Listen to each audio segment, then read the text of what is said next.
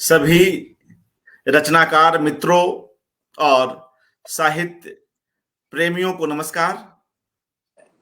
मित्रों, इन दिनों हम लोग अज्ञे जी की 111वीं जयंती के विशेष अवसर पर इस वर्ष उन पर जनसुलभ पुस्तकालय की ओर से एकाग्र का आयोजन कर रहे हैं। यह कड़ी इस एकाग्र की 7वीं कड़ी है और इसमें हमारे साथ आदरणीय उषा किरण खान जी उपस्थित हैं। मैं आप सभी मित्रों की ओर से उनका हार्दिक अभिवादन करता हूं।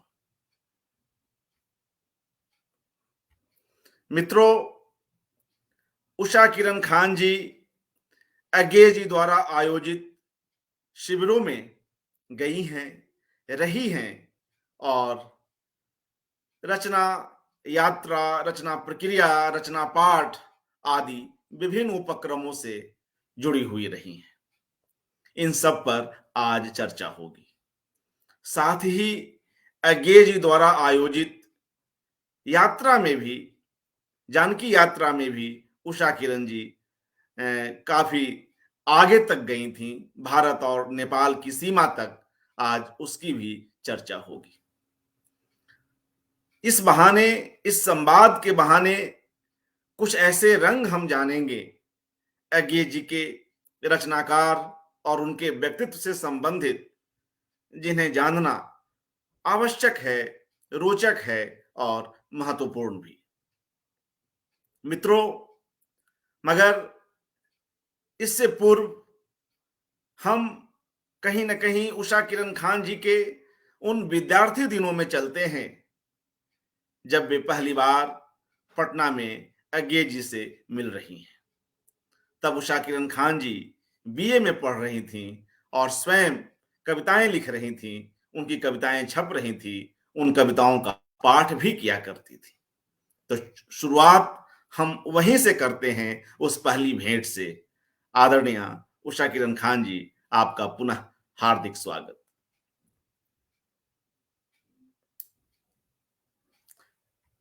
जी, 1 मिनट रुके। आवाज जी जी नमस्ते। और जी नमस्कार। हमारे पुराने और नए सभी जो दर्शक और श्रोता हैं, हमारे जितने मित्र हैं, जो कई लोग होंगे जो अज्ञे जी के साथ थे, और तो मैं उन सबों को संबोधित करती हुई आपसे बातचीत करूंगी। चंद बातें, अज्ञे जी के साथ बड़ा लंबा समय गुजरा है और चंद्रकला आ चुकी हैं। बहुत खुशी की बात है कि चंद्रकला त्रिपाठी श्रोता के रूप में सबसे पहले मुझे दिख गई। बहुत बहुत स्नेह चंद्रकला। मैं आपको उन दिनों की बात सचमुच बताऊंगी जब पहली बार अज्ञे को देखा। वैसे हमारे घर में लिखने पढ़ने की ही चर्चा होती थी। कवि और लेखक, स्वतंत्रता सेनानियों के साथ साथ कवि लेखक होते थे। और मैंने तो उस उम्र में सोचा, बचपन से मैंने ये जाना कि जो स्वतंत्रता सेनानी है वही लेखक हैं, और जो लेखक हैं वही सब स्वतंत्रता सेनानी हैं। अज्ञे जी भी वही थे, जेल में रह चुके थे, एक्टिविस्ट थे। तो अज्ञे जी का साहित्य भी मैंने पढ़ा था। हम लोगों के तो स्कूल के कोर्स में भी अज्ञे जी का एथेंस का सत्यार्थी लगा हुआ था, जिसे हम लोग बिल्कुल नहीं समझ पाते थे। कितने भी तरह से समझाया जाए, उस कहानी को बहुत बड़े होने के बाद में समझ में आया। अब बताइए कि एथेंस का सत्यार्थी जैसा एक दार्शनिक, एक ऐसी कथा जो दार्शनिक मूल्यों पर चलती है, वो एक स्कूल का छात्र नहीं समझ पाता। दूसरी कोई कहानी देनी चाहिए थी, लेकिन वही कहानी क्यों नहीं दी गई थी, तो लेकिन हम लोगों ने उसे मनोयोग से पढ़ा था। अब है क्या, जो उसके बाद लगातार पढ़ने की रुचि होने के कारण स्कूल पास करते करते हम लोग के समय में 11वीं में बोर्ड परीक्षा होती थी। तो स्कूल पास करते न करते अज्ञे के कई उनकी किताबें, उनकी कविताएं हमने बहुत पढ़ी, तो कविताएं समझ में आती थी। अब जब हम लोग कॉलेज में आए तो अज्ञे को पसंद करने वाले बहुत सारे लोग थे, जबकि मेरे जो लोकल गार्जियन थे वो नागार्जुन थे, और नागार्जुन और अज्ञे विचारधारा के रूप में उत्तरी और दक्षिणी ध्रुव के व्यक्ति थे। लेकिन फिर भी ऐसा मुझे लगता है कि पहले आज के ज़माने की तरह, जैसा कि आजकल देख रहे हैं, एक दूसरे से अगर विरोध है तो दुश्मनी वाली विरोध नहीं दिखाई पड़ती थी। मुझे लगता है कि वो जो विरोध होता था वो अपना वैचारिक होता था, एक दूसरे को लोग कुछ कहते भी थे और चल जाता था, उसमें कुछ खास बात नहीं। मगर एक बात मैं कहना चाहूंगी कि अज्ञे जी और नागार्जुन दोनों में चूंकि रूप स्वरूप गुण बहुत सारी बातों में रहन जीवन पद्धति में भी अंतर था, लेकिन फिर भी बहुत कुछ एक सा था। एक सा ये था कि दोनों प्रारंभिक दौर में गौतम बुद्ध को बहुत ही पसंद करते थे और बौद्ध की तरह बातचीत भी करते थे। बाद के दिनों में नागार्जुन जी गौतम बुद्ध के थोड़े से क्रिटिकल हुए। उसका कारण हो सकता है कि वो बौद्धों की संगति में गए, बौद्ध हो भी गए, फिर लौटे, लेकिन बौद्धों की संगति में जाने के बाद वो बुद्ध के नहीं लेकिन बौद्धों के क्रिटिकल हो गए थे। ये उधर अज्ञे जी भी गौतम बुद्ध के बड़े ही समर्थक थे और उनके हमेशा उनकी चर्चा किया करते थे कविताओं में या अपने साहित्य में अनेक स्थान पर।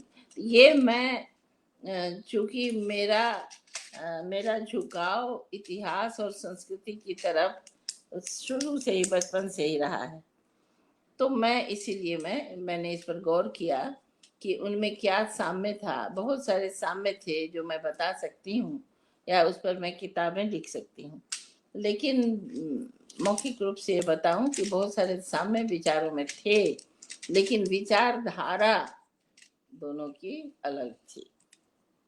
अब ये विचारधारा अलग होने का बहुत सारा अपना कारण था, और उसमें भी जैसे 1962 में जब मैं पहली बार मैंने अज्ञे जी को देखा, 1962 ही वो वर्ष था जब बहुत सारे कवियों ने चीन को चुनौती देते हुए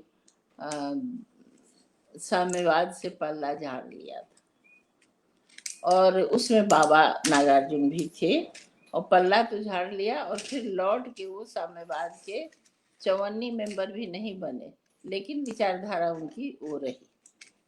आगे एक तरफ के समाजवादी और ये साम्यवादी, ये सब था, लेकिन उसमें बड़ा कम फर्क है।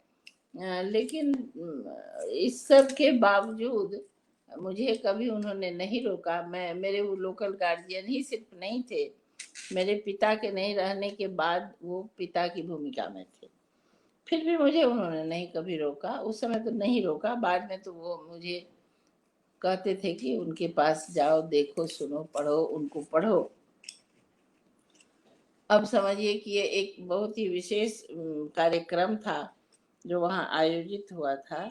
वो कार्यक्रम था चीन को चुनौती का ही, लेकिन एक विशाल कवि सम्मेलन था।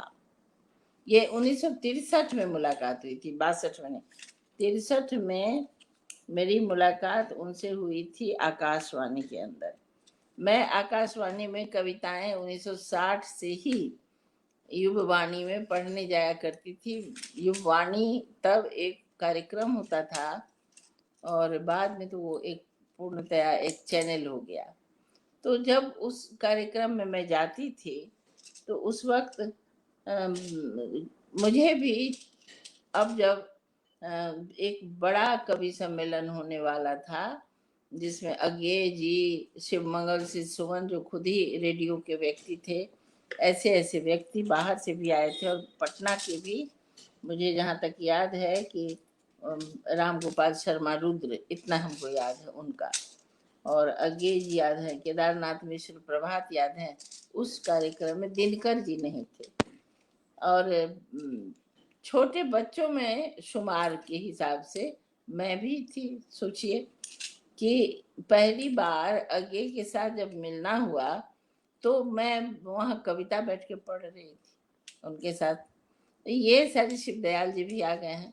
तो ये सारी चीज़ें जो हमने वहाँ पर देखी, तो उनका दर्शन हुआ। अब बताइए अज्ञे जी को, या जो केंद्र में वहाँ पर जो प्रोड्यूसर थे, उनको, इन दोनों को, प्रोड्यूसर थे प्रफुल्ल चंद्र ओझा मुक्त। मधुकर गंगाधर को सिर्फ मैं जानती थी, और मुक्त जी को मैं नहीं जानती थी। वही वो वहाँ पर कर रहे थे, संचालन कर रहे थे और शुरुआत कर रहे थे। और दोनों परम भव्य और उतने ही सुंदर, उतनी सुंदर पर्सनैलिटी, व्यक्तित्व के धनी दोनों, और दोनों परम भव्य और सुंदर।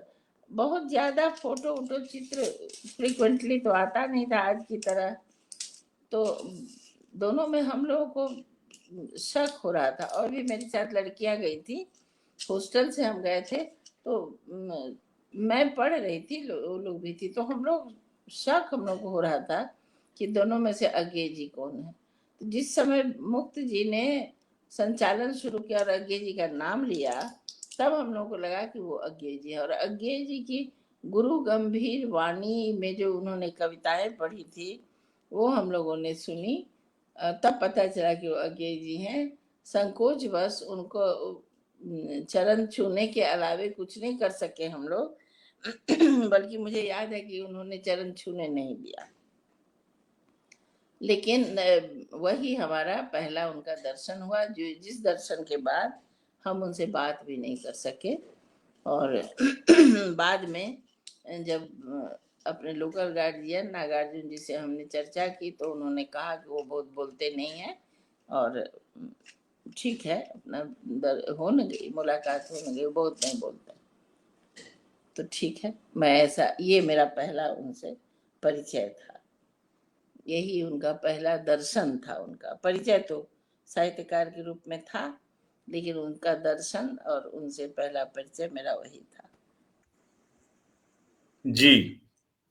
इसके बाद हम लोग इस बातचीत को आगे बढ़ाते हुए उन 2 शिविरों की बात करते हैं उषा जी, जहां आप गईं। अज्ञे जी द्वारा आयोजित उन शिविरों से जुड़े हुए अनुभव भी कृपया हमसे साझा करें।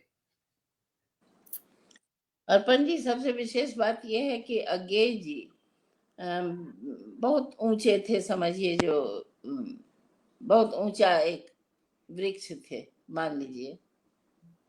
उस ऊंचे वृक्ष की जड़ तक भी लोग नहीं पहुंच पाते थे, युवा कवि लेखक। और लेकिन अज्ञे जी बहुत ही सामाजिक और चाहते थे कि लोग हमारे पास आए। क्योंकि गुरु गंभीर व्यक्ति थे, तो उनका अपना ये सब होता था, लेकिन वो चाहते थे कि लोग उनके पास आए, मगर उनके पास ऐसे लोग नहीं आते थे। तो अज्ञे जी ने ऐसा विचारा, सोचा होगा, और उन्होंने एक वत्सल निधि नाम की संस्था बनाई। वत्सल निधि संस्था, वत्सल शब्द ही देखिए कितना सुंदर है। और उस वत्सल निधि नामक संस्था के इससे, ब्याज से, वो जगह जगह कुछ गोष्ठियां करते रहते थे, जगह जगह कुछ कुछ यात्राएं करते थे, और उसमें युवा लोगों से मिलते थे।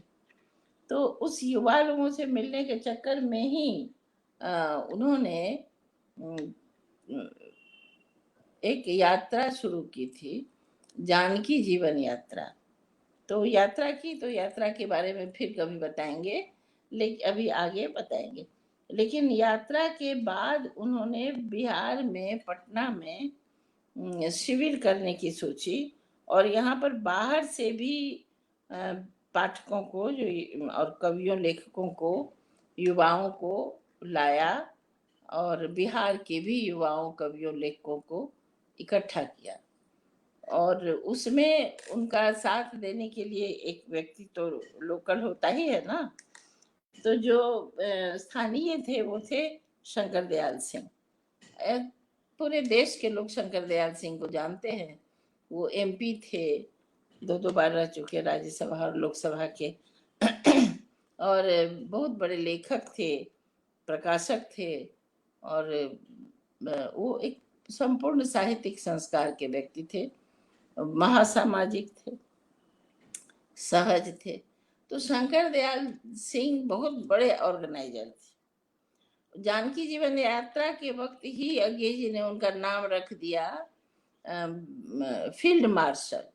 महिमा तुम आ गई हो, बहुत अच्छी बात, सुनो। तो फील्ड मार्शल जो उन्होंने नाम रख दिया, तो फिर एकदम पक्के फील्ड मार्शल वो थे। उन्हीं का किया हुआ था। तो जो पहला शिविर जो बिहार में हुआ था वत्सल निधि का, वो था 1983 में। अब 83 में जो हुआ था वो बोध गया में, बोध गया शिविर उसका नाम है। और उस पर जो किताबें, जो लिटरेचर मिलता है आपको, बोध गया शिविर के नाम से मिलेगा। उस बोध गया शिविर में हम लोग बहुत सारे लोग थे, बाहर के जो उल्लेखनीय लोग थे उन लोगों में मैं आपको बताऊं कि पंडित विद्यानिवास मिश्र तो रहते ही थे, एक आध दिन के लिए वो थे, फिर वो चले गए। और ज्योत्सना मिलन थी, ज्योत्सना मिलन भी यहाँ आई थी, और लोकल जो यहाँ के लोग थे वो तो थे। फिर हम लोग उसमें उसका विषय था कथा भाषा, कोई विषय रखते थे। कथा भाषा के तहत कथा पाठ भी करवाते थे। तो उस शिविर में मैं थी। यहाँ से मैं जो थी तो मैंने भी कहानी पढ़ी। इलाजी तो थी, अज्ञे जी थे, और बड़े मनोयोग से वो पढ़ते थे। बहुत तमाम सारे समीक्षक और आलोचक प्रोफेसर वगैरह थे। और बोध गया आपको पता हो कि मगध विश्वविद्यालय का हेडक्वार्टर है, तो वहाँ पर छात्र और प्रोफेसर बहुत संख्या में आते थे। मतलब बहुतायत से छात्र और प्रोफेसर आते थे, और बहुत मतलब अच्छा माहौल था वहाँ पर। जो हम लोग हमने भी कथा पढ़ी। मैंने जो कथा पढ़ी उस कथा का नाम था पाखंड पर्व। और वो मैंने पढ़ी और अभी भेजने वाली थी मैं, क्योंकि उसे कहीं भेजा नहीं था। उस दिन इलाजी नहीं गई थी, तो अज्ञे जी उन्होंने रिकॉर्ड, पहले टेप रिकॉर्डर एक होता था, उस टेप रिकॉर्डर पर रिकॉर्ड उन्होंने किया था, और आके इलाजी और जो लोग वहाँ नहीं गई थी उनको सुनने दिया। और मुझे कहा अज्ञे जी ने कि आप हमारे साथ चलिए बाहर टहलने। चाय का समय था, शाम को। तो हम उनके साथ टहलने गए। मैं खुद भी, अभी मैं जरूर लाचार हूँ, पैर से नहीं चल सकती, लेकिन मैं खुद बहुत तेज चलने वाली हूँ। अज्ञे जी का क्या कहना, एक तो वो 6 फीट के आदमी, और दूसरा बहुत तेज वो भी चलते थे। तो समझिए लगभग उनके साथ दौड़ दौड़ के चलना पड़ता था। और तब वो 2-4 चक्कर लगा के सड़क पर एक जगह खड़े हो गए, और उन्होंने मुझसे कहा कि इस कहानी का नाम बदल दीजिए, कहानी बहुत अच्छी है, शीर्षक बदल दीजिए। तो मेरी आदत है, मैं चुपचाप नहीं कर सकती। मैंने उनसे पूछा कि ऐसा क्यों, क्या वो शीर्षक उचित नहीं है, क्योंकि ये तो वाक्य है उसमें अंदर। तो उन्होंने कहा नहीं, बहुत अच्छा शीर्षक है, लेकिन इसी शीर्षक से बहुत बड़े और प्रसिद्ध लेखक की एक किताब आई है। उनका कविता संग्रह आया था। उस जमाने में बड़े कवि थे, राजस्थान के मणि मधुकर, उनका आया था, और उसका नाम था खंड खंड पाखंड, और वही मैंने शीर्षक दिया था। यद्यपि मैंने वो नहीं देखा था, मालूम भी नहीं था मुझे, लेकिन मैंने तुरंत उसका नाम बदल के पाखंड पर्व कर दिया। तो अज्ञे जी, आप सोच सकते हैं कि अज्ञे जी का 75वां वर्षगांठ उनकी मनाई जा चुकी थी, और वो इतने गहन गंभीर और बड़े व्यक्ति थे, लेकिन एक नवोदित लेखिका की कहानी को उन्होंने कितने गौर से सुना, और उसके बाद उन्होंने कितने विश्वास, आत्मविश्वास के साथ मुझे कहा कि आप इसका शीर्षक बदल लीजिए। बदलने का एक कारण भी सुझाया। मैं लगातार कई बार लोगों के मुंह से सुनती हूँ, कई लोग अब तो आजकल फेसबुक है, उस पर ये चर्चाएं होती हैं और एक ही नाम के कई किताब हो जाती है, उस पर कुछ बहसें भी होती हैं, अप्रिय अप्रीतिकर बहसें भी होती हैं। लेकिन मैंने अ, उनके कहने से ऐसा किया और देखिए उनका ध्यान गया था कि ये सब होना, दोहराव नहीं होना चाहिए। और उसमें ये विशेषता मुझे लगी कि अज्ञे जी ने बड़े विस्तार से कहानी को सुना और मुझे 2-3 स्थान पर कहा भी। फिर मैंने वो कहानी रविवार, एक पत्रिका निकलती थी कलकत्ता से, सुरेंद्र प्रताप सिंह थे संपादक, और सुरेंद्र प्रताप सिंह ने उसे छापा और संग्रहों में है। तो युवा लोगों के साथ उनका ऐसा संबंध रहता था। यहाँ भी युवा लोग उनको मतलब इस तरह की बातें कहते थे जिसे चिढ़ना स्वाभाविक था, चिढ़ जाते थे, लेकिन वो कभी उनको चिढ़ते नहीं देखा।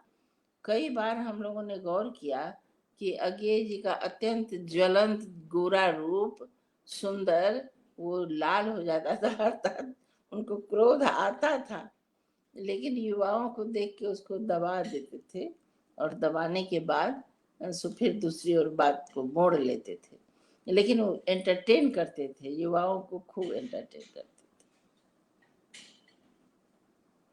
जी। आप एक और शिविर में भी रहीं, बोध गया के अलावा? थे।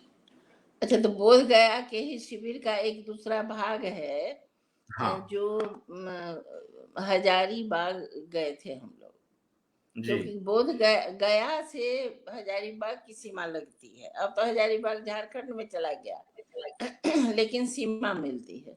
तो वो जो सीमा हम लोगों की मिलती है, हाँ, ये तो मैं ये शिविर ये साथ में चित्र भी रख रहा हूँ। जी। हाँ, ये बोध गया का है।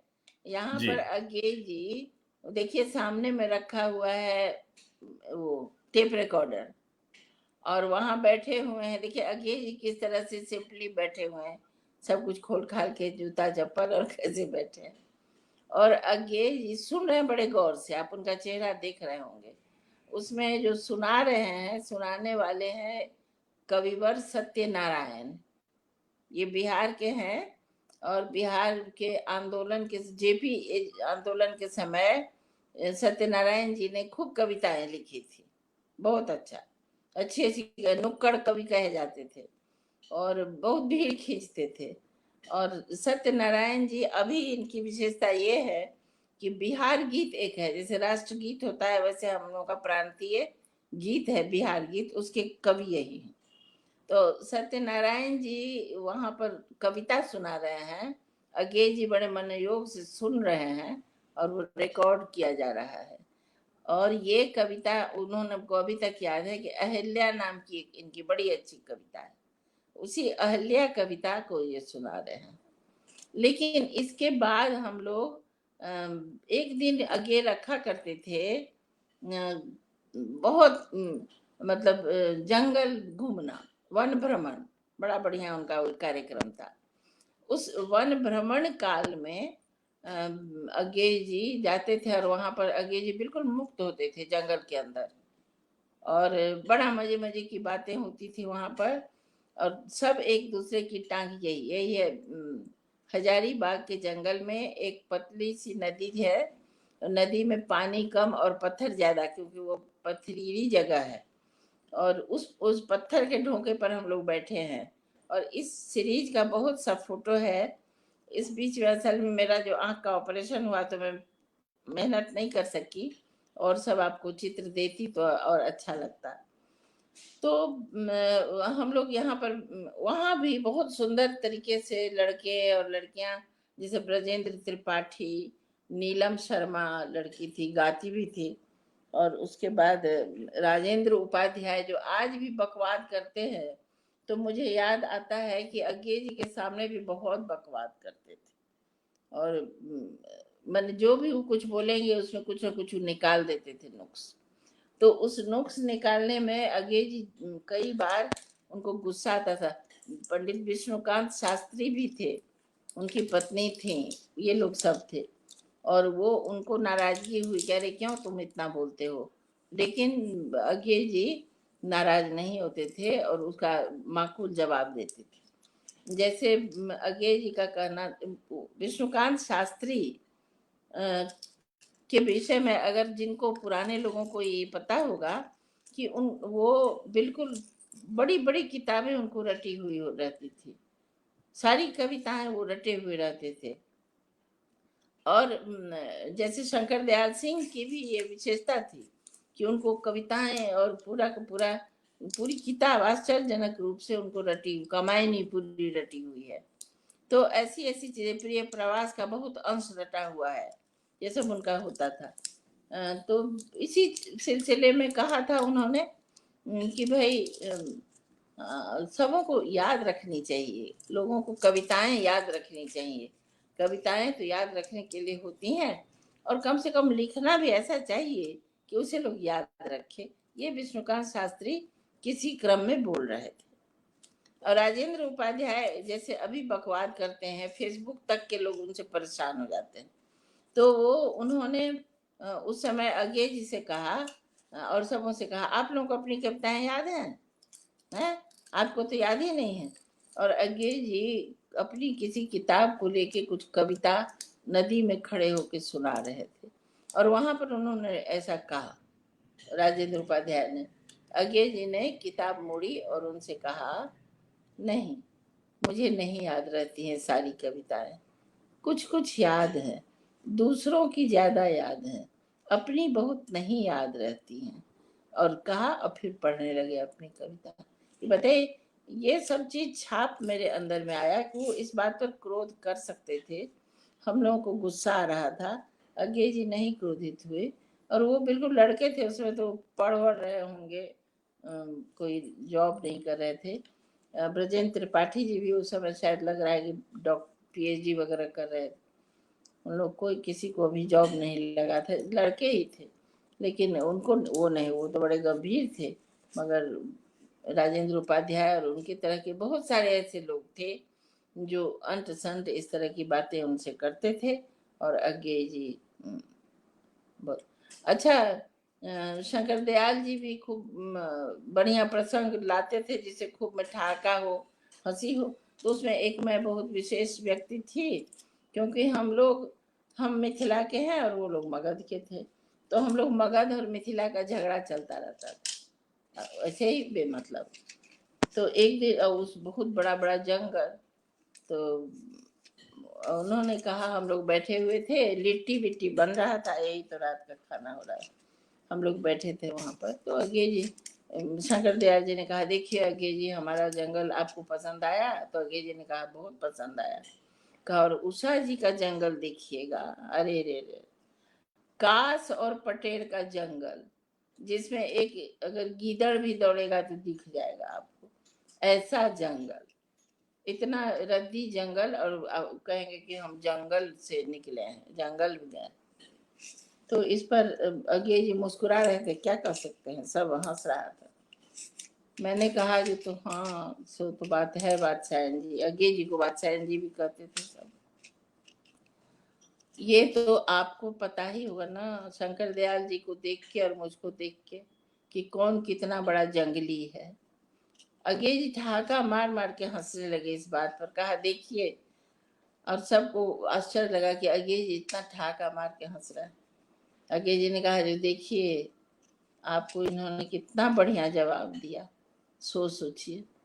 ये सारी चीजें वहां पर होती थी। तो ये जो 4 दिन का शिविर रहता था, उसमें ये बातें नहीं होती थी, गंभीरता पूर्वक समीक्षाएं होती थी, कथा भाषा पर बातचीत होती, कथा भाषा था तो कथा भाषा पर बातचीत हुई थी। लेकिन यहाँ वहाँ कोई कविता उस 4 दिन में नहीं पढ़ी गई। ये हम लोग का एक, समझिए, जो पिकनिक ही था, और पिकनिक की तरह ही इसे लिया गया। और वो कहते रहे थे, बहुत खूबसूरत लगा। हाँ चंद्रकला, यही मैंने किया कि भाई, जंगली, जितना बड़ा जंगल वैसा जंगली, तो हमारे पास जंगल नहीं है, हम जंगली थोड़े। ये सारी बातें वहां पर हुई थी, तो बहुत मजा आता था ऐसे शिविरों में। तो ये मैंने आपको पहले शिविर की बात की। अब आप दूसरे शिविर के विषय में क्या पूछना चाहते हैं, पूछें। दूसरे शिविर से जुड़ी कुछ यादें भी साझा करें। अब देखिए, एक शिविर तो जी, आपको पथरीले जंगल में हुआ, जी, और दूसरा शिविर हुआ वाल्मीकि नगर में, अज्ञे जी के साथ। तो वाल्मीकि नगर बिल्कुल नेपाल और बिहार के बॉर्डर पर है। वाल्मीकि नगर गंडक के किनारे, नारायणी के किनारे है। और वाल्मीकि नगर वही स्थान है जिसको हम बिहार वाले या जो भी बहुत सारे लोग इधर के लोग उसको मानते हैं कि वाल्मीकि आश्रम था, है भी वहां पर बना हुआ। और यहाँ जी, पर सीता जी थी, यहाँ लव कुश थे। वो सब स्थान आपको दिखाएगा अगर वाल्मीकि नगर जाइएगा तो, कि यहाँ लव कुश तीर धनुष चलाते थे, इस पौधे में ऐसे लगाए। यहाँ पर सीता जी रसोई बनाती थी। यहाँ पर सीता जी सिंदूर माथा का जो पसीना के साथ बहता है उसको पोंछ के फेंकती थी। ये सारी चीजें आपको वाल्मीकि नगर में लोग बोलेंगे। लोग लेमैन जो पत्ता बीनने वाली है और जो मजदूर लोग हैं वो लोग भी ऐसे ये सब बात इतने विश्वास के साथ आपको कहेंगे। तो उस वाल्मीकि नगर में शिविर लगाया गया। अब वाल्मीकि नगर हम लोग का बहुत ही मजेदार जगह था, क्योंकि वाल्मीकि नगर इसके पहले भी हम लोग जा चुके थे इनके साथ जानकी जीवन यात्रा में। क्योंकि जानकी तो वहां नहीं जाएंगे तो एक मान्यता तो है ना कि वहां पर वही था आश्रम और वहां थे, तो वहां हम लोग जा चुके थे एक बार। और उसका तो एक अलग ही किस्सा था। जिस समय वाल्मीकि जानकी जीवन यात्रा चल रही थी उस समय फूलन देवी की खोज हो रही थी, जहाँ भी कहीं ग्वालियर के तरफ या कहाँ। अब यहाँ पर हम या कानन बाला सिंह जो शंकर दयाल सिंह की पत्नी थी, हम लोग बाद में उन लोगों के पास गए। उसके पहले वैशाली से ही सिर्फ इला डालमिया थी, अगे जी और पूरे पार्टी के साथ, कोई दूसरी स्त्री नहीं थी। अब ये लोग मजाक में कह दिया जोर जोर से लोगों से कि हम लोग जो टहल टहल के जा रहे हैं और गाड़ी आगे पीछे चल रही है, जीप है, और चूंकि समय ठीक नहीं था तो एक आध बंदूक वाले भी थे जीप में। तो झूठ मूठ का हल्ला इन लोगों ने मजाक में गांव वालों के बीच में फैला दिया कि फूलन देवी की पार्टी जा रही है। गांव वाले लोग थोड़ा सा कुछ तो डरे हुए थे जरूर। अब मैं और शंकर दयाल जी की पत्नी, ये हमारा अपना एक्सपीरियंस है, अनुभव है। और हम लोग जा रहे थे तो ठीक वाल्मीकि नगर से 6 किलोमीटर पहले एक गांव के पास गाड़ी नई थी, डीजल की थी। उस जमाने में डीजल का नया नया आया था। वो एयर ले लिया, जो कि ड्राइवर और जो भी साथ में थे उनको नहीं पता था कुछ भी। खैर एयर ले लिया तो पेट्रोल पड़ेगा, उसका क्या होगा, ये सब धंधा होने वाला था। तब तक मैं गांव जो गांव के लोग तो जीप पर इतनी रात में लोगों को देख के घबरा गए। कोई दरवाजा न खोले। ये लोग चाहे कि कम से कम फोन कर दें। पहले तो टेलीफोन बेस होता था। उस गांव के दरवाजे पर एक ट्रैक्टर था, टेलीफोन का तार भी जाता हुआ दिख रहा था। 7 बज रहा था, लेकिन उन लोगों को लगे कि कोई डकैत का पार्टी आ गया। खैर हम लोग चुपचाप बैठे हुए थे गाड़ी में, क्या करें, दोनों तरफ से डर। अब वो ड्राइवर अंदर गया, खूब धक्का धुक्की किया। फिर मकान का मालिक आया और इन लोगों ने कहा कि भाई 2 महिला हैं, वहाँ शिविर लगा है वाल्मीकि नगर में, हम लोग का गाड़ी एयर ले लिया है, कम से कम फ़ोन कर दीजिए तो वहाँ पर। और उन्होंने फ़ोन किया कि ऐसा ऐसा हुआ है, नाम भी बताया हम लोग का। तब फिर वहाँ से लोग आए और हम लोग को ले गए। दूसरी गाड़ी आ गई, जीप आ गई और चले गए। फिर इस गाड़ी का जो हुआ होगा। लेकिन हम लोग लौटते वक्त हम लोगों को अज्ञे जी सहित, देखिए कितने वो विनम्र व्यक्ति थे, सहित उस गांव में हम लोग वहां पहुंचे। और उस जगह उन लोगों ने नाश्ता कराया। वही जो बिहार का नाश्ता होता है, पूरी, तरकारी, हलवा, खीर, मिठाइयाँ, ये नाश्ता लेकिन उन्होंने करवाया और अज्ञे जी ने खूब जम के प्रेम से खाया। तो ये सारी चीज़ें जो हैं, ये अज्ञे जी की सहजता दिख गई थी उसी समय। अब अभी जो शिविर था, इस बार काव्य भाषा, उस बार थी कथा भाषा और इस बार काव्य भाषा थी। और काव्य भाषा के साथ साथ जो युवक लोग थे उन लोगों ने भी और बड़े लोगों ने भी कथा पाठ, काव्य पाठ भी किया। इस शिविर में नंद किशोर आचार्य, शेनकाप निजाम, रमेश चंद्र शाह, पंडित जी तो विद्या निवास जी भी थे, 2-1 दिन रहे चले गए। ये बाहर से आए थे। और एक हमको लग रहा है कि योगेश्वर करके, डॉक्टर योगेश्वर करके बीएचयू से भी आए थे। तो ये लोग सब थे वहाँ पर। और काफी कथा भाषा पर बातचीत हुई, काव्य भाषा पर, और काव्य कविता पाठ का भी हुआ। और एक बहुत ही सुंदर कार्यक्रम उसमें हुआ। अब वहाँ भी जंगल है, चारों तरफ जंगल है, जंगल के अंदर ही वो है। उस समय ये हुआ कि एक दिन कहा गया कि जितने यहाँ के छात्र और युवक हैं, वो सब, और जो साथ में आए हैं वो उसमें जो कवि हैं, सब एक साथ कविता पाठ करेंगे। मतलब अज्ञे जी को जोड़ के। अब बताइए, छात्र सब कौन था भाई? अब बच्चा लोग, हम अभी आपको याद दिलाते हैं। ये रमेश, अपने जो हैं रितंभर, रमेश रितंभर पढ़ रहे थे, बीए में थे कि क्या थे, वो भी कविता लिखते थे। पांडे आशुतोष, वो तो जमे हुए कवि थे। और ये इनका क्या नाम था, वो भी बड़े अच्छे कवि थे, रविकेश मिश्र। ये सब छोटे थे, छोटे थे, मगर रमेश सितंबर तो बीए में पढ़ रहे थे। और इसी तरह छोटे छोटे बहुत सारे लड़के थे जो अभी पढ़ रहे थे, और उन लोगों ने कविता का पाठ किया वहां पर अज्ञे जी के सामने में। और अज्ञे जी ने भी इन लोगों के साथ कविता पाठ किया। और इतना, मतलब वो समा बढ़िया था, हमको अभी तक याद आ रहा है कि बहुत ही खूबसूरत और बढ़िया समा था उस समय। तो अब समझिए कि उसके बाद कथा काव्य भाषा पर बातचीत हो रही है। उस शिविर में शंकर दयाल जी तो थे ऑर्गेनाइजर में से, लेकिन उसमें सबसे बड़े ऑर्गेनाइजर हमारे पतिदेव थे, रामचंद्र खान जी।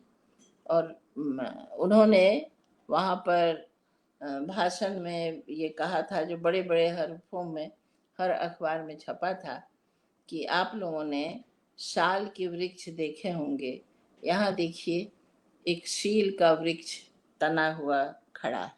जब कविता पढ़ रहे थे तब तो इस तरह से वहाँ का भी जो माहौल था वो बहुत ही सुंदर था और युवाओं के लिए इंस्पायरिंग था। एक और बड़े महत्वपूर्ण कवि थे वहाँ के लोकल, एंथनी दीपक, वो थे।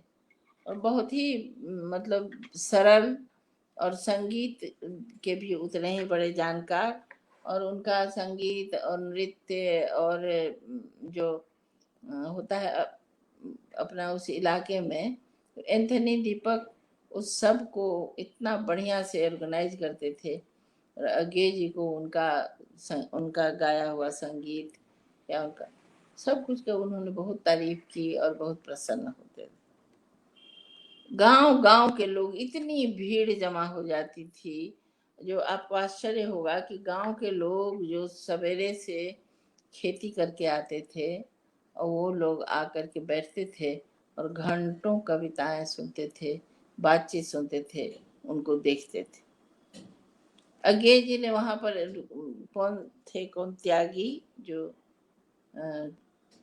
फोटोग्राफर बड़े नामी थे, वो और अज्ञे जी सुबह सुबह उठ के चले जाते थे जंगल की ओर, जहाँ सीता जी की रसोई वगैरह थी। उधर तमसा नदी है एक पतली सी, उस तमसा नदी के किनारे किनारे पत्थरों के गोल गोल बहुत ढूह, और उसके तमसा नदी के दूसरी तरफ नेपाल था। मैंने वहाँ आपको ये नहीं पता चलेगा कि कौन नेपाल है और कौन ये है भारत है।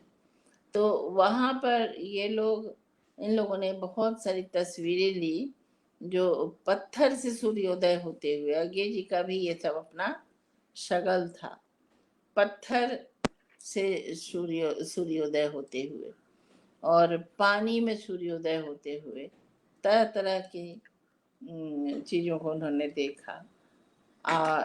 शंपा भी आई हैं सुनने। शंपा आपकी माँ थी गया शिविर में, बोध गया शिविर में, और पिताजी थे वाल्मीकि नगर शिविर में, और मैं दोनों में थी। तो मुझे दोनों का स्नेह मिला, दोनों का आशीर्वाद मिला हमेशा। तो और मैं आशा करती हूँ कि कभी ऐसा हो कि आप भी उधर आए और आप उस स्थान को देखें जिसकी चित्र अज्ञे ने कैमरा से लिया, आप कुची से बना सकती हैं। तो ये था उस शिविर का किस्सा, जिस शिविर में हम लोग, तो एक बार उसी में किसी बात पर क्रोध आ गया था उनको, इला जी को। यही सब लड़के कुछ न कुछ उल्टा पुल्टा बोलते ही थे और करते ही थे। और तो शिविर में उनको गुस्सा अज्ञे जी को नहीं आया। अज्ञे जी को बोल रही थी, वहां पर मैं बैठी हुई थी, और वो दोनों, देखिए इनको गुस्सा ही नहीं आता है। तो उस गुस्सा नहीं आने वाले प्रकरण के साथ एक प्रकरण उन्होंने जोड़ा, जो मैं आप लोगों को कहना चाहती हूँ कि अज्ञे जी को सहन शक्ति कितनी थी। अरे सहन शक्ति की चर्चा तो लोगों ने किया ही है, पता ही है कि उनको इसमें रखा गया था, बर्फ पर सुलाया गया, मारा पीटा कितना किया जब वो पकड़े गए थे और जो अंग्रेज के इसमें थे जेल में। लेकिन उस सब पेशेंस के बाद जो पेशेंस था उनको, वो भी हम बता दे रहे हैं। वो ये, हाँ शंपा आना चाहिए। और वो ये कि इला जी ने कहा कि एक बार बिल्कुल खौलता हुआ दूध उनके वो बैठे हुए थे, जब मतलब ब्रेड वो खुद ही सेक करके, वहां पर जो लोग बैठे हुए रहते थे उनको भी अज्ञे जी अपने हाथ से सेक के ब्रेड देते थे खाने के लिए, और टोस्टर में डाल के। उनको अपने पे बहुत विश्वास था। और चाय भी बनाते थे तो अपने हाथ से बना के लेकर चाय देते थे। ये सब उनका बड़ा शौक था। लेकिन दूध रखा हुआ था, क्योंकि और सब चाय पीते और दूध अज्ञे जी को पीना ही पीना है, ऐसा इला जी ने कहा था। और एकदम खोला हुआ दूध लाया और वो दूध उनके हाथ के ऊपर गिर गया। इला जी बताती थी उनके सामने ही में, और वो चुपचाप मुस्कुराते हुए बैठे रहते थे। बताती थी कि इतना गर्म दूध उनके ऊपर गिरा और उन्होंने सी भी नहीं किया। उनको जरा भी नहीं लगा कि आप आदमी हैं कि क्या है, गुस्सा के उनको बोली कि आपको जरा भी जल गया, और तब आपने और जल्दी से अपना हाथ पकड़ी और जितना ट्रीटमेंट हो सकता है उन्होंने दिया। तो ये सब उनका एक अपना गुण था अंदर का, जो वो कष्ट को सह सकते थे, बहुत अधिक सह सकते थे। एक अंतिम बात आप लोगों को कहती हूँ, उसके बाद मुझे जरूर वो कुछ पढ़ने को कहेंगे तो पढ़ना पड़ेगा। बात यह है कि जब यहाँ वो हरदम आते रहते थे किसी न किसी कार्यक्रम में। तो एक बार वो आए थे तो हमारे घर से निकले उधर जाने के लिए, ठहराए गए थे। वो जैविक उद्यान के अंदर गेस्ट हाउस है, और लेकिन इनके लिए वो गेस्ट हाउस एक पेड़ के ऊपर में है बना हुआ, अब है कि नहीं पता। उस पेड़ के ऊपर वाले में अज्ञे जी के लिए ठहराने का इंतजाम हुआ था। अज्ञे जी को इतना पसंद आया कि उन्होंने अपने कैवेंटर्स वाले घर में वो बनवाया, और उसका उद्घाटन करने का उनका मन था। और छोटे-छोटे बच्चों को कविता पढ़ के सुनाते, और ये सारा इंतज़ाम हो गया था, और वहाँ पर कविता पढ़ के सुनाते, वही उद्घाटन होता। लेकिन सो नहीं हो सका, उसी दिन वो गुज़र गए। तो इसीलिए सो ये उनका अंतिम दिन था। वो उद्घाटन नहीं हुआ और वो गुज़र गया। तो ये मुझे कहना था, और ये मैंने नहीं कहा था। अब आगे अर्पण, और क्या बात जी, आपको पूछिए। हाँ। वह जो जानकी जीवन यात्रा हम्म। के कुछ प्रसंग। जी। तो जानकी जीवन यात्रा का एक तो डकैत वाला प्रसंग मैंने आपको बता ही दिया। हाँ, वो तो बता दिए। हाँ। जी, जी। जी, हाँ। और उसके बाद एक विशेषता है जो नहीं जी, मालूम था। यहाँ से आप जब वैशाली जाइएगा तो वहाँ लालगंज एक जगह है जहाँ का पुस्तकालय सबसे बड़ा है। बिहार में सबसे जी, अधिक किताबें लालगंज के पुस्तकालय में हैं।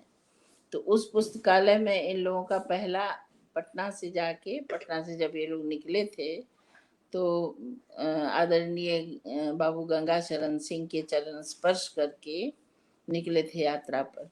और पहला पड़ाव उनका लालगंज के पुस्तकालय पर ही हुआ था। और उस पुस्तकालय पर को देख के चमत्कृत हो गए थे, और उन्होंने बहुत सुंदर नोट लिखा। और जी, इस सब चीज़ों को लोगों को ढूंढना चाहिए। आज के बच्चों को यदि अज्ञे जी पर कुछ करना है, जैसे खास करके पीएचडी वगैरह करते हैं, एमफिल करते हैं, तो इन लोगों को वो सब ढूंढना चाहिए कि वहाँ पर उन्होंने क्या लिखा। कई स्थान पर जो पुस्तकालयों में गए तो वहाँ पर लंबा लंबा उन्होंने कुछ न कुछ लिखा वहाँ उस संबंध में। तो उन्होंने वो लिखा था, उस पुस्तकालय को कैसे बचाना चाहिए, इस विषय में अपना मंतव्य उन्होंने दिया था। तो जी, जहाँ जहाँ गए वहाँ वहाँ कुछ न कुछ इस तरह का रचनात्मक कार्य करते गए, और लोगों को मैंने युवाओं को विशेष रूप से समझाते गए। जी।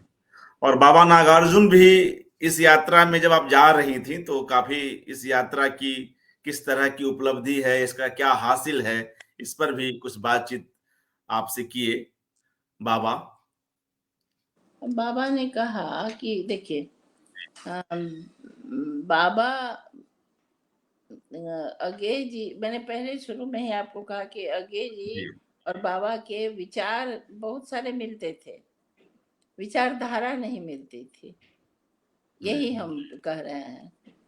तो बाबा ने ये कहा था कि जो ढूंढ रहे हैं, सवाल है जो बाबा का क्या कहना था।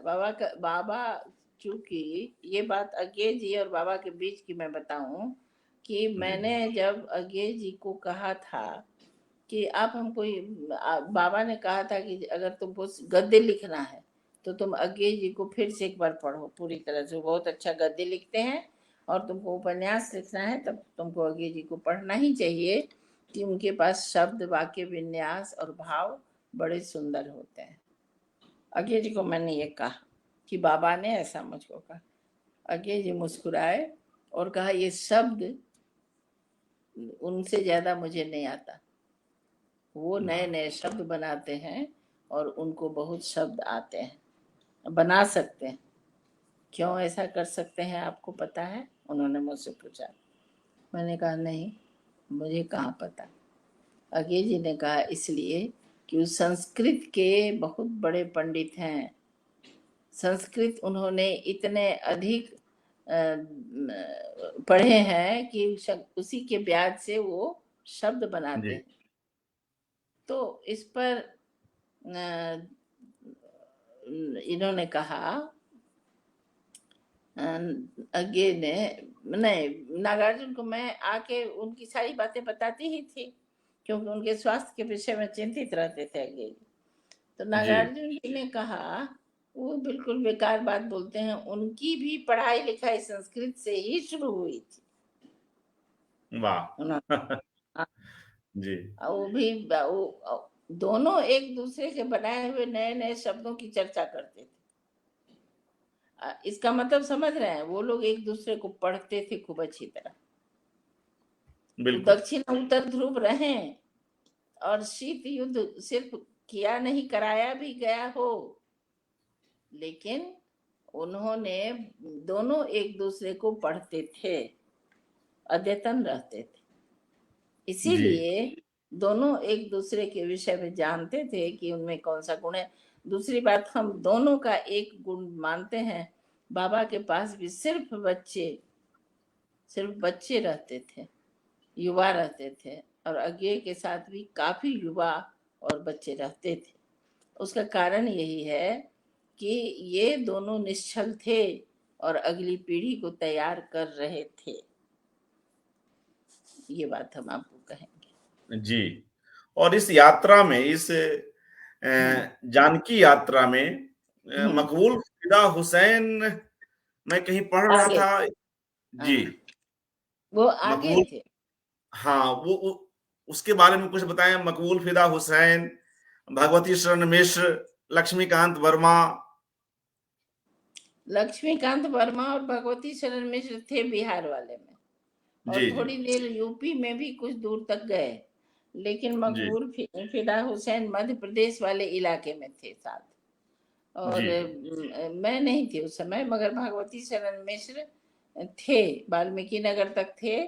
और वहां से फिर वो और लक्ष्मीकांत वर्मा भी थे साथ में। वो तो वाल्मीकि नगर शिविर में भी, दूसरी बार शिविर में भी आए थे लक्ष्मीकांत वर्मा, ये लोग जी थे। जी मगर वो नहीं, हुसैन साहब उधर थे, वो हमको लग रहा है मध्य प्रदेश वाले, क्योंकि जानकी जीवन यात्रा पूरे भारत की थी।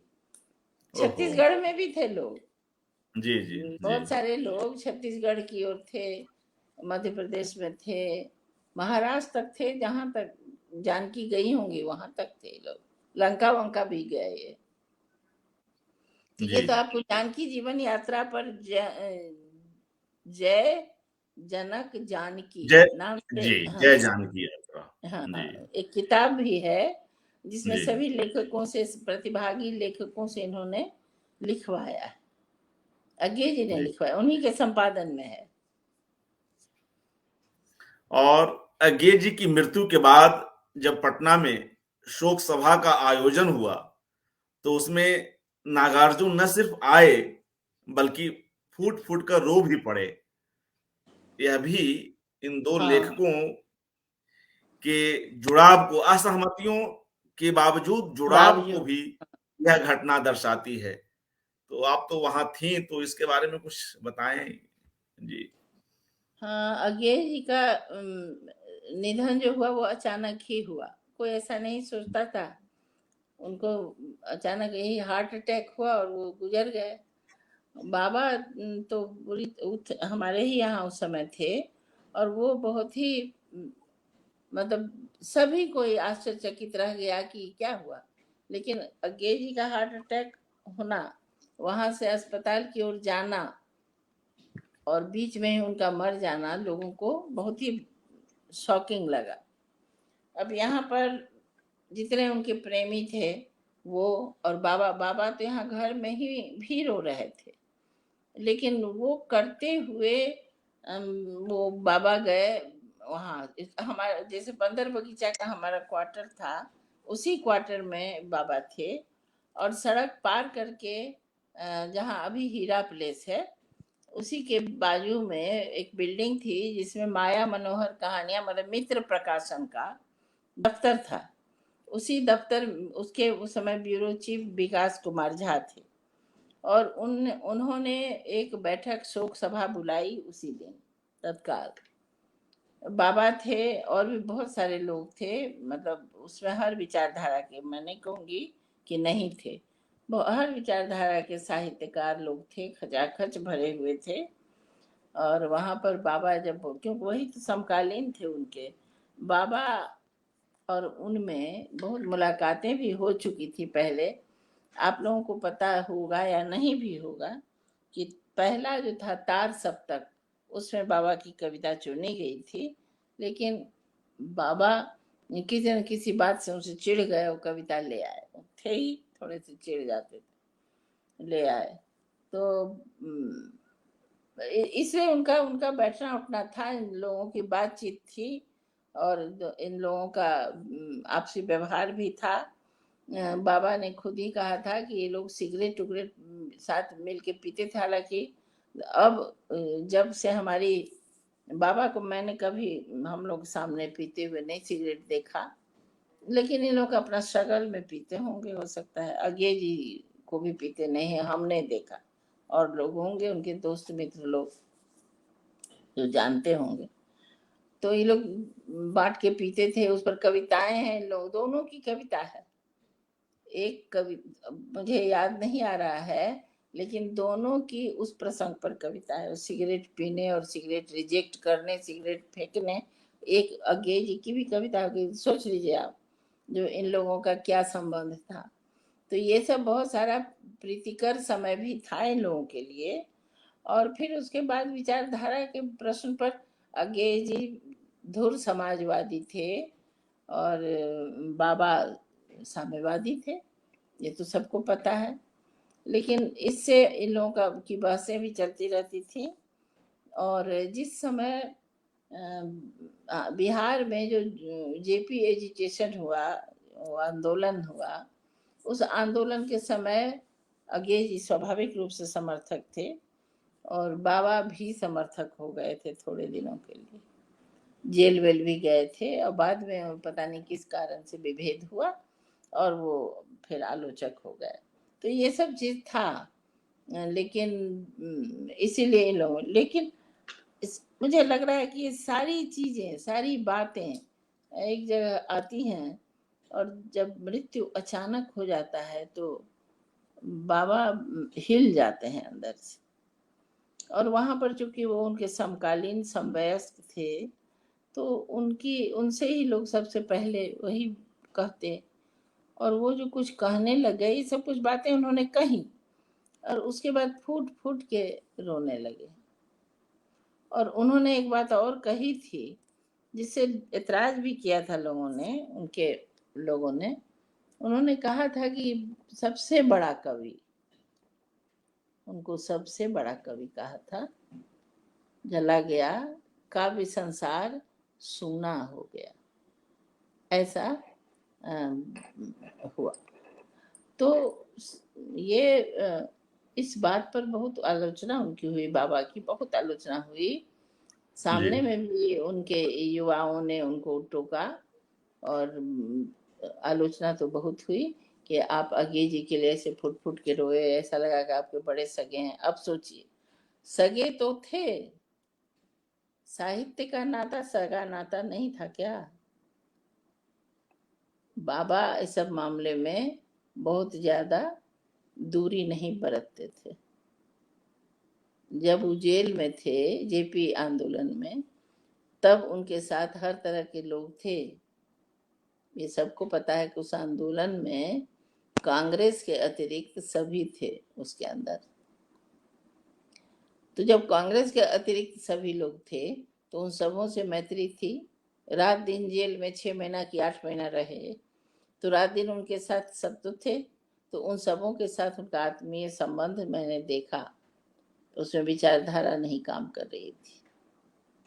तो बाबा या कोई जो कवि है, पूरी तरह से कवि है, अज्ञे भी और बाबा भी पूर्णकालिक कवि थे। तो ऐसा पूर्णकालिक कवि और लेखक हृदय से ही सोचता है, दिमाग उमाग से बहुत नहीं सोचता है। और ये दिमाग से सोचने का तरीका तो मुझे लग रहा है कि बाद में जब डिजाइनर लेखक होने लग गए हैं, मैं कहती हूँ डिजाइनर कवि और डिजाइनर लेखक, और जो उंगली के टिप से लिख रहे हैं, जो कलम उठा करके कागज पर नहीं कुछ उकेर रहे हैं, वो अधिक डिजाइनर लेखक और कवि हो गए हैं।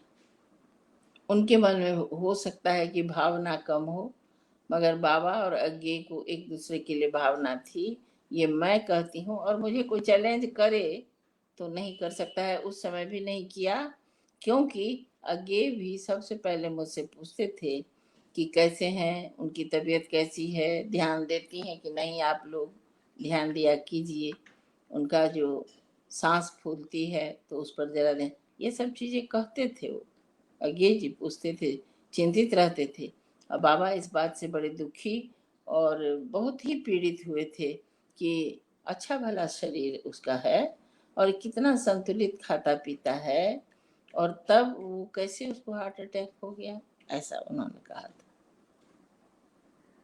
अच्छा, और अज्ञे जी के बारे में एक बात की, उनको एक बार इला जी ने मुझसे कहा कि उषा जी आप अपने हाथ से मछली बना के इनको खिलाइए, क्योंकि मैं मछली नहीं, मेरे घर आ नहीं सकता और इनको मछली पसंद है। तो मैंने मछली बनाई थी और उसमें से कांटे निकाल निकाल के खुद उनके सामने दिया और वो खाए। तो बाबा को जब ये घटना मैंने कही तो बड़े खुश हुए, बोले हाँ उसको मछली बहुत पसंद है, कांटा से डरता है, पंजाबी है ना, ये भी उनका। जी, जी, बिल्कुल। बहुत ही रोचक चर्चा हुई मित्रों, और अभी आप में से कई लोग जान रहे हैं इस बात को कि उषा किरण खान जी की एक नई आत्मकथात्मक कृति, एक मूल्यवान कृति आई है, दिनांक के बिना।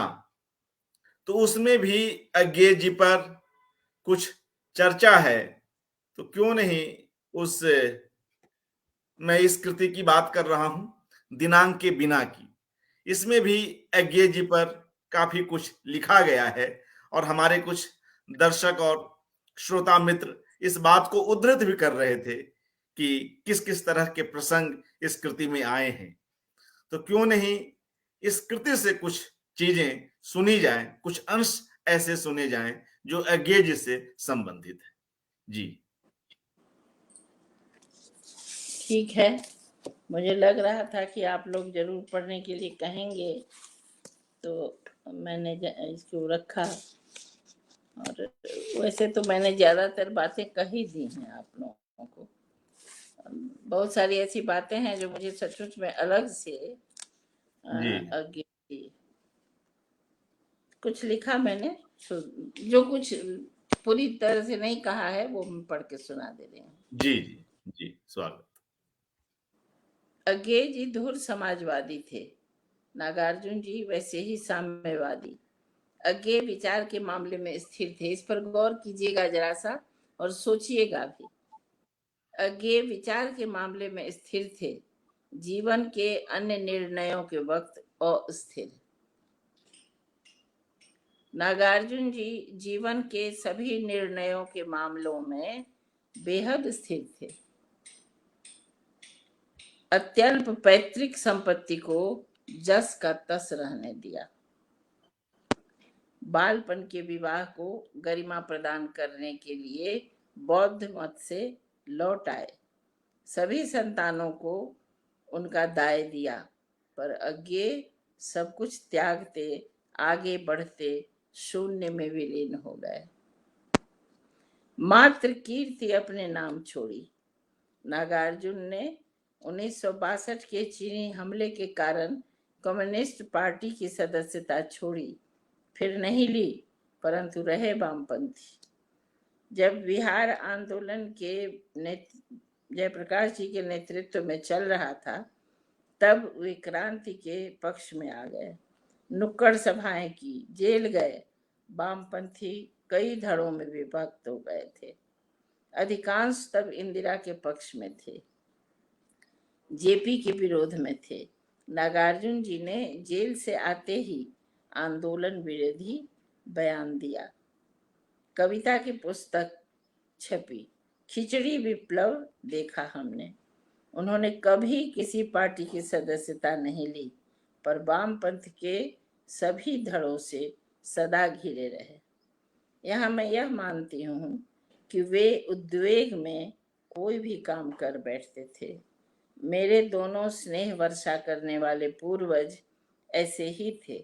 अज्ञे जी के आकस्मिक निधन पर उनके कहने से ही मित्र प्रकाशन के पटना दफ्तर में संगोष्ठी हुई थी, जिसमें उनकी विशेषता बताते हुए नागार्जुन रो पड़े थे। सदा उनके निकट रहने वाले वामपंथी कवियों ने उनकी हंसी उड़ाई थी। यह दीगर बात है कि धूर दक्षिणपंथी सरकार से लाभ लेने में भी उन्हें लज्जा नहीं आती थी।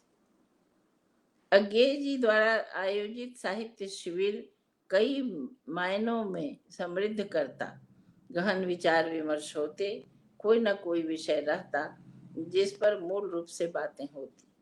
कवि सम्मेलन भी होता जिसमें स्थानीय तथा नामचीन कवि भाग लेते। सुदूर राजस्थान के कवि चिंतक नंदकिशोर आचार्य और शायर शेन काफ निजाम साहब की मुलाकात चंपारण के एंथनी दीपक तथा पांडेय आशुतोष से हो जाती। श्री निर्मल वर्मा का सानिध्य मिल जाता। सुनीता जैन, गगन गिल की कविताएं मंच से निविड़ देहात भैंसा लोटन के साहित्य प्रेमी सुन पाते। ऐसे आयोजकों की आत्मीयता अब तक बरकरार है। अज्ञे जी के न रहने पर इला डालमिया जी ने अलवर के में शिविर आयोजित किया। वे वत्सल निधि की सचिव रही थी। उस शिविर का विषय था भारतीय घर। उसके वक्ता पहले से ही अज्ञे जी ने चुन रखे थे। वहां मेरी मुलाकात प्रसिद्ध चित्रकार हाकू शाह दंपति से हुई। हाकू शाह बिहार आकर साल भर बिता चुके थे। एक प्रोजेक्ट लिया था। मुझे हैरत हुई कि मैं अक्सर सोचती, अपने घर में और मित्रों से बातें करती, वही प्रोजेक्ट करने आए थे हाकू शाह। उन्होंने किताब भी लिखी, मिथिला का भित्ति चित्र, जिसका व्यावसायिक नाम मधुबनी कला है। उसकी रंग योजना गुजरात की रंग योजना से मेल खाती है। मोर मोरनी, तोते का जोड़ा, बाग तड़ाग सब एक समान। उसका कारण ढूंढने तथा चित्र वगैरह जमा करने आए थे हाकू शाह। यह सच है कि पश्चिम से आबादी पूरब की ओर आई है। मिथिला का बड़ा भूभाग गुजरात से आए लोगों का आवास है। बहुत सारे लोग कश्मीर आदि से भी आए हैं। सबका प्रभाव पड़ता है। इस प्रकार संस्कृतियों का तालमेल होता है, संयोजन होता है, फ्यूजन होता है और एक नई संस्कृति का जन्म होता है। शिविरों में बैठकों के बाद बैठकें होती, वह बेहद आत्मीय होती। वहां हम किसी बौद्धिकता के भारी भरकम बोझ तले दबे नहीं होते। शिविर से लौटकर मैं 2 दिनों तक कैवेंटर्स लेन में इलाजी के आवास पर रुक गई थी। रुक जाना इसलिए भी ठीक लगा कि इलाजी बेहद विचलित थीं। इलाजी की विह्वलता मैं अज्ञे जी की श्रद्धांजलि सभा में देख चुकी थी। मकान के लॉन में अज्ञे जी की तस्वीर के सामने फूल अगरू थे। हम लोग सामने दरी पर बैठे थे। राम गोपाल बजाज अज्ञे जी की कविताओं का सस्वर पाठ कर रहे थे। कपिला जी आई और तस्वीर पर स्वयं की लाई माला चढ़ाई। नीचे दरी पर बैठ गईं। इलाजी उन्हें अंदर कुछ दिखाना चाह रही थी। कपिला जी ने हाथ उठाकर उन्हें मना कर दिया था। निःशब्द 6 महीने इलाजी ने बेहद पीड़ा में काटे होंगे। 2 दिनों तक मुझसे बोल बोल कर रोती रही थी। उस वक्त अमेरिकन विश्वविद्यालय में पढ़ी अभिजात स्त्री गोकुल की गोपी सी से जरा भी अलग नहीं जान पड़ी। 2 दिनों में उनके मन का सारा आवेग आवेश बह गया, ऐसा तो मैं न कहूँगी, पर काफ़ी हल्की जरूर हो गई। तो अज्ञे जी के प्रभामंडल में जो हमारी मित्र थी इलाजी, मित्र अज्ञे जी के कारण ही बनी थी। और अज्ञे जी का भी एक खास संबंध था उनके साथ, जो जिसको हम लोग सहचरी कहेंगे। सहचरी से अधिक कुछ नहीं, क्योंकि उनके आयु का भी अंतर है। तो ये था अज्ञे जी का व्यक्तित्व, एक ऐसा व्यक्तित्व, एक ऐसे ऋषि का व्यक्तित्व जिस ऋषि को आप जो अभी के बच्चे हैं देखने का कोई सवाल नहीं होता, क्योंकि आज वो 111 वर्ष के हो गए, इसीलिए उसका कोई सवाल नहीं होता। लेकिन हमारी आंखों से आपने जितना देखा, इसे देखिए और हो तो उनके ऊपर उनके साहित्य को पढ़िए। जी, बहुत बहुत शुक्रिया। आपने समय निकाला और अपनी बात रखी। और मित्रों, इस बहाने हम लोग अज्ञे जी की शख्सियत और उनके रचना कर्म के विविध पक्षों से अवगत हो सके। अज्ञे जी पर केंद्रित एकाग्र अभी जारी है और कल हम पुनः एक नई कड़ी के साथ उपस्थित होंगे। आप सभी मित्रों का हार्दिक आभार कि आप लोग यहाँ उपस्थित हुए और अपनी टिप्पणियों से हमें लाभान्वित किया।